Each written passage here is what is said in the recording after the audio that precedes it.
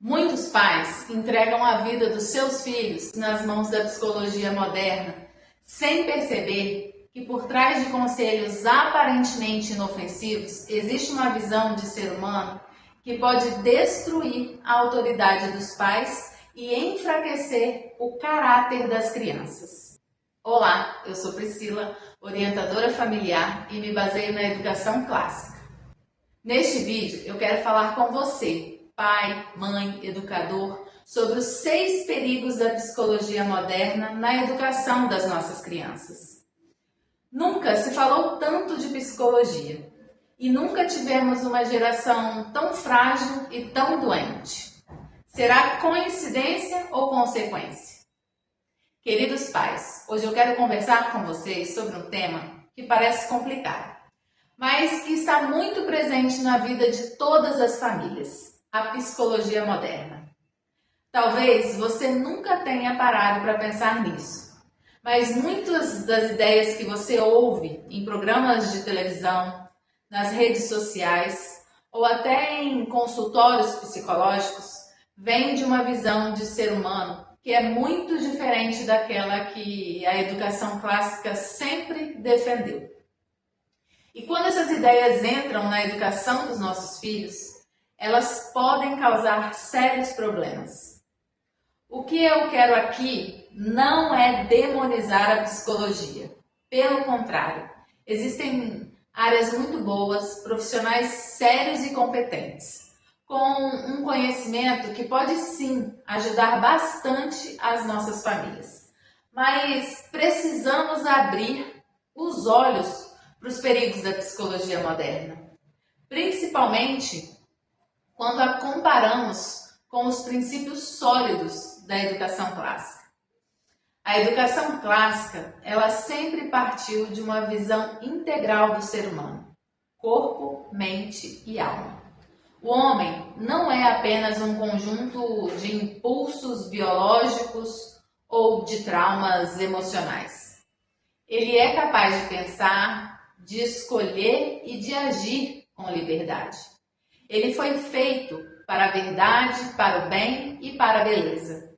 Portanto, educar não é apenas fazer a criança se sentir bem, mas formar nela um caráter firme, capaz de enfrentar a vida com virtude. E é justamente aqui que encontramos o primeiro perigo da psicologia moderna. Ela costuma reduzir o ser humano. A psicologia moderna, muitas vezes, ela reduz o homem ao biológico ou ao psíquico, ignorando a dimensão espiritual e a busca da verdade e da virtude. Em vez de ver a pessoa inteira, ela foca só em uma parte. Muitas vezes, apenas nos sentimentos. Na maioria das vezes, vê o ser humano como um conjunto de emoções, instintos e necessidades que precisam ser atendidas, centralizando excessivamente no indivíduo. Muitas teorias psicológicas colocam o sujeito como o centro absoluto. Tudo passa a girar em torno de como a criança se sente, se ela está confortável, se ela gosta, se ela não gosta. Ou seja, muitas correntes psicológicas entendem que a prioridade é a criança se sentir bem, acolhida e confortável. Só que educar não é só isso. Educar é preparar a criança para saber ser alguém capaz de fazer o bem, mesmo quando não tem vontade. A educação clássica sabe que o crescimento humano exige esforço, disciplina e sacrifício. O bem-estar pode ser um fruto, mas não é o objetivo final. O segundo perigo, que é muito comum, é a negação da autoridade. A psicologia moderna frequentemente associa a autoridade a autoritarismo. E por medo de traumas, incentiva práticas educativas permissivas, em grande parte influenciadas por Freud e seus seguidores. A psicologia moderna, ela enxergou a autoridade dos pais como algo opressor, algo que deveria ser quebrado. Freud, por exemplo, via a família como um espaço de conflitos de poder e desejos. Isso fez com que muitos psicólogos passassem a orientar os pais a não colocarem limites, a não dizerem não, a não exigirem obediência, como se isso fosse prejudicar a criança. Mas o resultado, como nós vemos hoje, é o oposto. Crianças frágeis, que não sabem lidar com frustrações, que não respeitam seus pais, não respeitam professores, nem a ninguém. Na educação clássica, a autoridade não é um peso, ela é um serviço de amor. É o pai e a mãe assumindo o papel de mestres da vida, guiando o filho para aquilo que é bom. Assim como um mestre artesão forma seu aprendiz com paciência e firmeza, os pais são chamados a formar seus filhos com clareza, disciplina e exemplo. Sem autoridade, não há educação. A educação clássica valoriza a autoridade amorosa, aquela que guia, corrige e orienta, formando caráter e retidão. Um terceiro perigo da psicologia moderna é colocar a culpa de tudo em fatores externos, na sociedade, no ambiente, no trauma passado. Claro que essas coisas têm influência, mas a educação clássica sempre ensinou que, no fim das contas, a responsabilidade também está dentro da pessoa. No caso de uma criança maior ou um adolescente que já tem uma alma racional, tem uma consciência, tem capacidade de aprender a escolher o bem, se nós tiramos essa responsabilidade dela, se a tratamos como uma eterna vítima, nunca ajudaremos a crescer. Também precisamos falar de outro perigo, o quarto perigo da psicologia moderna. É que muitas vezes a psicologia moderna ela relativiza a verdade. Em vez de ensinar que existe o certo e o errado, o bem e o mal, ela diz: depende do que você sente, depende do que funciona para você. Há um relativismo moral e, portanto, a psicologia moderna, em grande parte, evita falar de virtude, de bem e mal, substituindo isso por termos neutros. Exemplo, funcional, saudável, adaptado. Mas como vamos formar caráter assim? Como vamos preparar uma criança para enfrentar os desafios da vida se tudo depende apenas do humor dela no momento? A educação clássica, ao contrário, parte de princípios objetivos. Existe a verdade, existe o bem, existe a virtude. E é isso que dá segurança para a criança. Além disso, o quinto perigo é que a psicologia moderna, muitas vezes, despreza a dimensão espiritual do homem. Para muitos psicólogos, o ser humano é apenas um conjunto de reações químicas, desejos e emoções. Mas nós sabemos que há muito mais. A criança tem sede de sentido. Ela precisa aprender a viver em harmonia com a verdade e com Deus.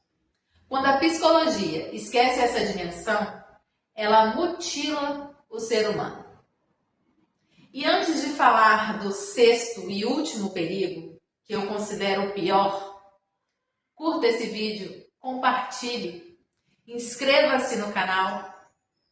Bom, o sexto perigo, que hoje em dia eu acredito ser o pior, é que estamos vivendo um fenômeno que eu gosto de chamar de terapização da vida cotidiana.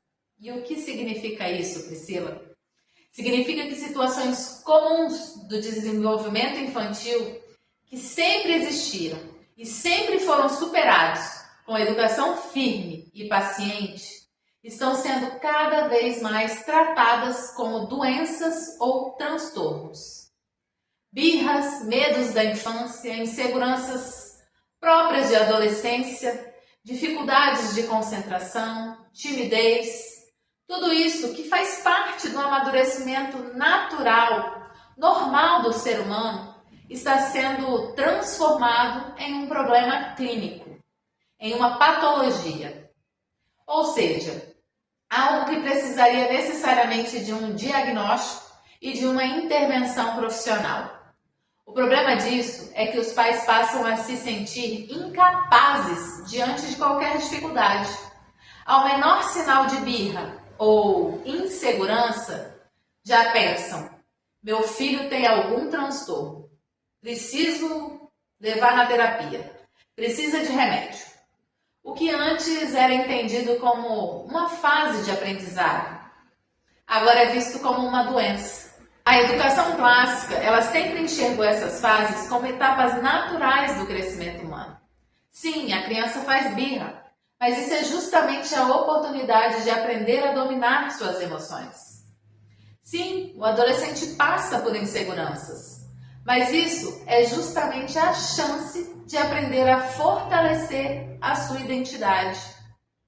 O papel dos pais não é correr atrás de diagnósticos. A cada dificuldade, procura um profissional, mas assumir com firmeza e paciência o trabalho educativo. Orientar, corrigir, apoiar, dar exemplo. É claro que existem situações reais que precisam de acompanhamento profissional. Ninguém aqui está negando isso.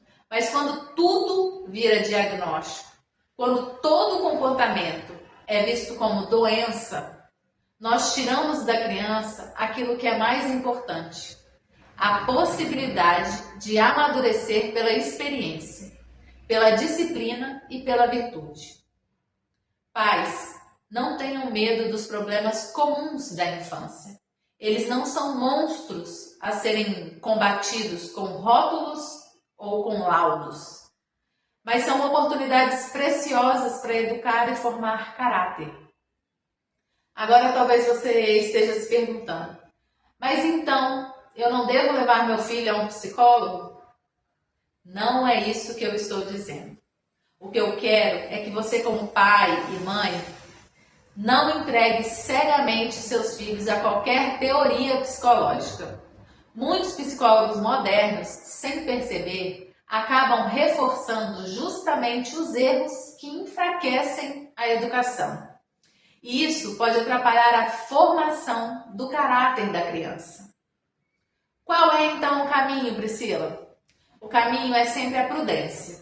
Se você precisa de ajuda profissional, busque alguém que respeite os princípios da educação clássica, que veja o homem como um todo, que entenda o valor da autoridade dos pais, que reconheça a existência da verdade objetiva e que não trate a criança como um ser passivo, mas como alguém chamado à responsabilidade e à virtude. Pais, eu sei que a tarefa de educar é difícil.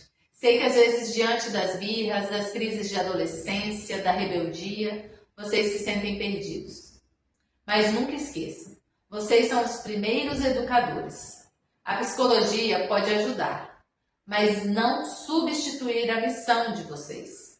Não existe manual perfeito, mas existe uma tradição milenar de sabedoria que é a educação clássica. Portanto, fiquem atentos, questionem, reflitam.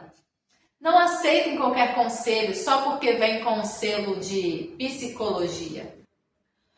Voltem às raízes, à educação clássica, que formou santos, sábios e heróis ao longo dos séculos. É isso que vai dar solidez à sua família.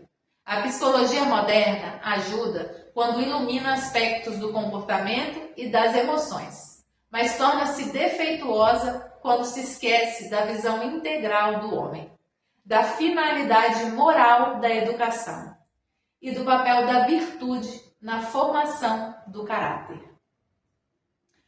Obrigada por assistir esse vídeo até o final. No próximo vídeo eu vou falar especificamente dos erros de Freud. Vamos juntos formar uma geração mais forte, mais virtuosa e mais humana.